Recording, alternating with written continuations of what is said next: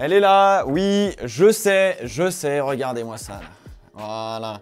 Oui, je sais, vous avez envie de tout casser. La FIA a eu raison de pénaliser Lewis Hamilton pour l'incident au tour 6 avec Max Verstappen. Elle a eu raison parce qu'elle a respecté son règlement et les guidelines des pilotes qu'elle a mis en place cette année à peu près. Mais moi, personnellement, ça me laisse un goût amer dans la bouche parce que c'est pas le spectacle que je viens voir. Alors, je vais d'abord vous expliquer pourquoi la FIA a pénalisé Lewis Hamilton et pourquoi ça fait sens selon eux.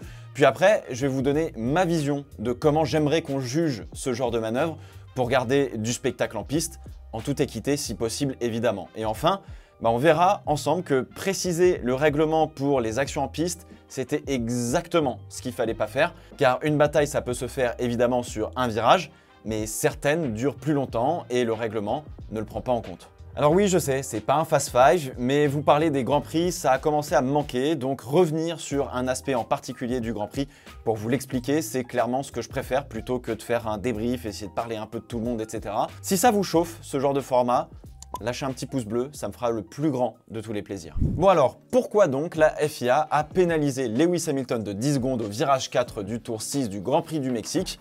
On est donc allé directement chercher le document de la FIA qui en parle tout simplement. Voilà. Le fait décrit par la FIA est « La voiture 44 a quitté la piste et a gagné un avantage durable ». Lewis Hamilton a donc enfreint le règlement sportif de la Formule 1 et plus précisément l'article 33.3 puisqu'il n'a pas rendu l'avantage qu'il a gagné.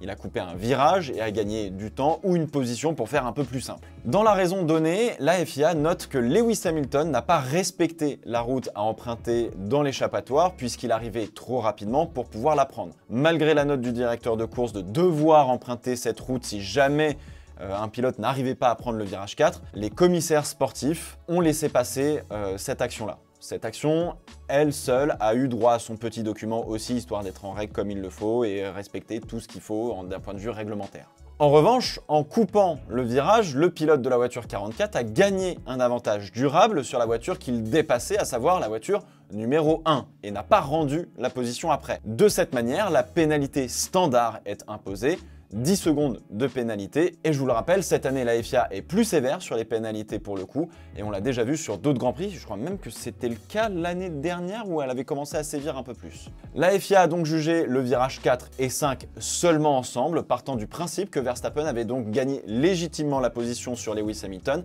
après la bataille au virage 1, 2, 3. Alors cette bataille au virage 1, 2, 3 a quand même eu droit à son petit document puisque les commissaires sportifs ont noté la collision qu'il y a eu entre Lewis Hamilton et Max Verstappen au virage 1 du tour 6, et cela est régulé dans le Code sportif international de la FIA au chapitre 4, article 2, petit d. Bien qu'il ne donne pas de pénalité, la FIA a jugé qu'Hamilton était responsable du contact.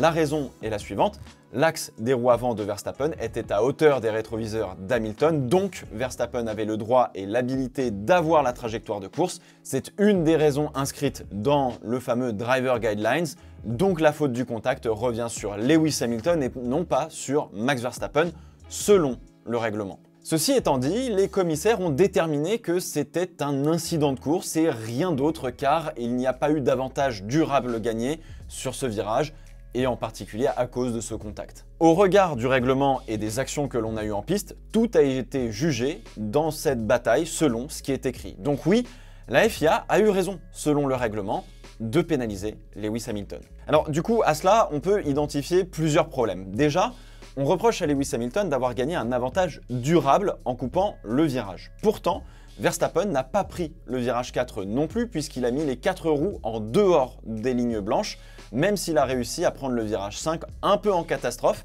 et force malgré lui Antonelli à sortir de la piste. Même si Verstappen est devant au point de corde du virage 4, le fait de sortir de la piste devrait être considéré comme un manquement de maîtrise de sa voiture entre guillemets et donc ne remplirait pas toutes les conditions pour assurer ce que l'on pourrait appeler une défense correcte. Ensuite, deuxième chose, c'est qu'il y a un sentiment global d'injustice envers Lewis Hamilton que personnellement je partage. Le pénaliser parce qu'il a gagné un avantage durable, malgré avoir ralenti en sortie d'herbe là pour attendre les concurrents, bon, pourquoi pas 5 secondes, mais il se retrouve dans l'impossibilité de rendre l'avantage durable qu'il a gagné, donc la position à Verstappen, puisque Berman tire les marrons du feu, et pour passer devant le néerlandais. Donc on fait comment? Là en revanche où ça me met un peu plus en colère, c'est quand la FIA dit que c'est le pilote britannique qui est jugé responsable du contact avec Verstappen au virage 1. Malgré le fait qu'il ne lui mette pas de pénalité, il y a un sentiment que la manière de juger n'est clairement pas la bonne. Enfin, troisième chose, et on va voir ça ensemble, le plus gros problème que je vois, et ce n'est pas seulement sur cette bataille, c'est peut-être même de manière un peu plus générale, c'est que la FIA isole tous les incidents et prend rarement en contexte l'entièreté de la bataille car ce n'est pas défini par le règlement. Bon alors, je vous propose donc d'oublier pendant quelques instants le règlement pour qu'on puisse justement parler un peu plus de faire la course. Alors, de mon point de vue, la bataille entre Lewis Hamilton et Max Verstappen commence au virage 1 et se termine au virage 6. Pendant tout ce temps, j'estime que la position est en jeu et n'est ni gagnée par l'un ni perdue par l'autre. Encore plus dans ce contexte où la bataille est brouillonne et pas très propre, dans le sens où c'est pas très clinique, c'est pas très chirurgical. Ça arrive, ils sont un peu au-delà de la limite, mais c'est pas très grave. Ça reste de mon point de vue tout à fait acceptable pour cette bataille-là. Alors le contact au virage 1, peu importe où se trouve Verstappen, devant, derrière, sur la gauche, sur la droite, il freine plus tard, il relâche les freins pour arriver à hauteur de Lewis Hamilton au point de corde, et par une survitesse, sous-vire, rentre en contact avec Lewis Hamilton malgré le fait que le Britannique lui ait laissé de la place à l'intérieur. Hamilton se retrouve les 4 roues en dehors de la piste et ce serait honnête de mon point de vue de pénaliser Verstappen si et seulement si on ne prend que le virage 1 de manière isolée. Cependant, au virage 2, Verstappen laisse la place à Lewis Hamilton qui revient en piste et prend son virage 2 normalement. Mais la position des deux pilotes et l'angle de braquage des F1, qui est tellement catastrophique, fait que Hamilton peut prendre le virage 2, mais Verstappen n'a pas la place et est obligé de couper le virage 3 pour pouvoir continuer. Le néerlandais ressort devant, mais globalement, ce qui vient de se passer sur cette section de virage, c'est brouillon. Il y a un peu trop de à la limite, voilà, mais il y a un partout.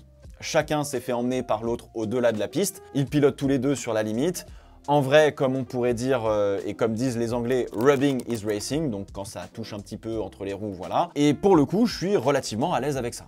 J'ai pas de soucis, avoir des petits contacts, ça peut le faire quand on est vraiment sur la limite. En revanche, en sortie du virage 3, de mon point de vue, Max Verstappen n'a pas gagné légitimement la position puisqu'il a coupé le virage 3 et devrait relaisser passer son adversaire en arrivant dans le virage 4. C'est-à-dire ne pas défendre et se retrouver complètement derrière pendant au moins un virage, donc virage 4, peut-être virage 5, être derrière pour ensuite recommencer une manœuvre de dépassement.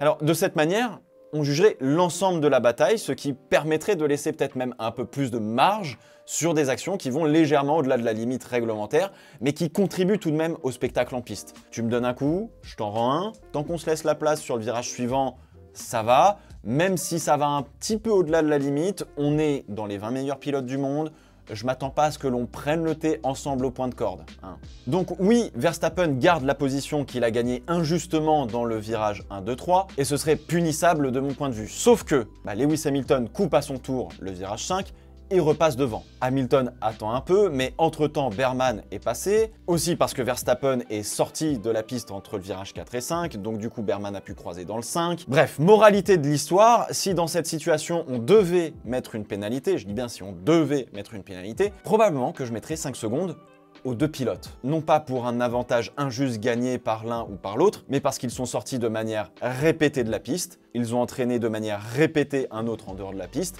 et cela ne permet plus de juger correctement l'aspect sportif de la bataille. Soit ils font un effort, soit tout le monde prend, parce que tout le monde a une part de responsabilité dans cette bataille. Je sais pas si ma manière de voir les actions en piste est meilleure ou moins bien que celle de la FIA, et vous me le direz justement en commentaire, mais elle me paraît peut-être plus juste et dans l'intérêt surtout des spectateurs pour continuer à avoir des batailles qui vont parfois un petit peu au-delà de la limite parce que, après tout, on aime aussi ça d'une certaine manière. Après là, on est sur cet exemple-là, mais probablement qu'il y a d'autres batailles où ma manière de réfléchir ne marcherait peut-être pas.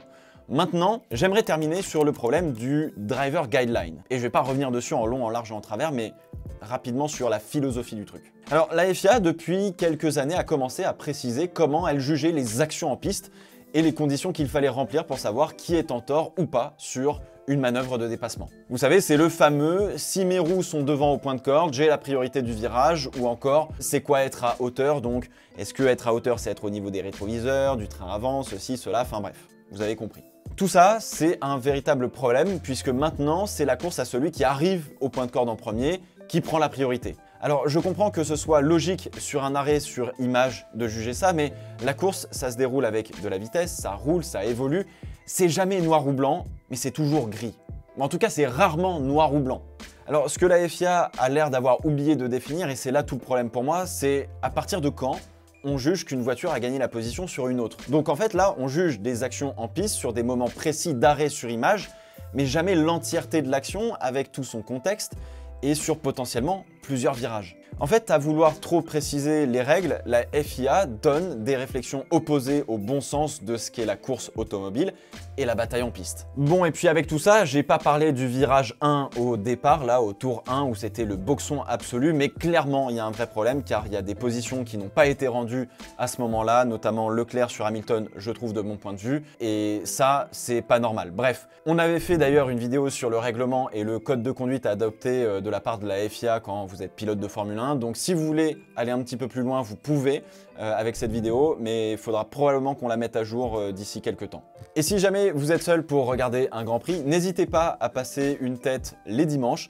Je réagis et je regarde les Grands Prix avec vous, hein, sans les images parce que j'ai pas l'argent pour les diffuser. Hein. Normalement, j'aurais payé 80 millions d'euros, mais je m'appelle pas Canal+. Et je dois dire que malgré tout, on passe de super bons moments ensemble. Donc n'hésitez pas à passer une tête. On diffuse à la fois sur Twitch et sur YouTube. Ciao, ciao!